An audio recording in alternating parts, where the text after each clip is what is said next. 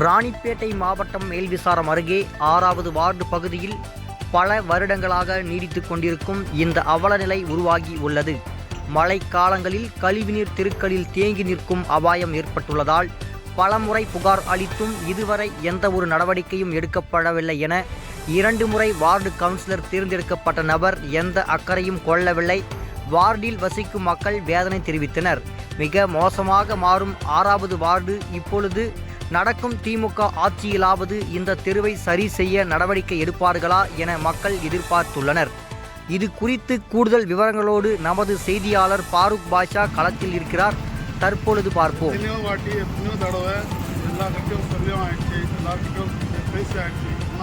எந்த விதமான நடவடிக்கையும் எடுக்க போகிறது இல்லை. இந்த தெருக்கு இந்த காலத்து வரைக்கும் இங்கே 18 வருஷம் ஆயிடுச்சு. இது வரைக்கும் எந்த நடவடிக்கையும் எடுக்கவில்லை. இது வரைக்கும் எந்த பேச்சும் இல்லை. யார்கிட்ட என்ன செஞ்சாலும் கம்ப்ளைண்ட் எடுக்கிறது இல்லை. ஒரே நாத்தம், ஒரே கொசு தொல்லை. எல்லாம் விதத்துலையும் சுற்றி பாருங்கள். ஒரு மழை பெஞ்சால் தண்ணி போகிறதுக்கு வழி இல்லை. எப்படி தான் என்ன செய்கிறது ஒன்றும் புரியல. எந்த ஆட்சி எப்படி ஆக்ஷன் எடுக்கணும் இன்னுமே தெரியல.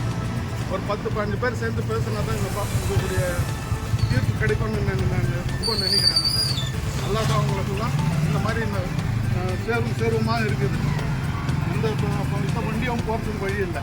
அந்த போல் இந்த நடவடிக்கை எடுக்கணும். உங்களுக்கு நல்லா இருக்கும்னு நான் இது பண்ணுறேன்.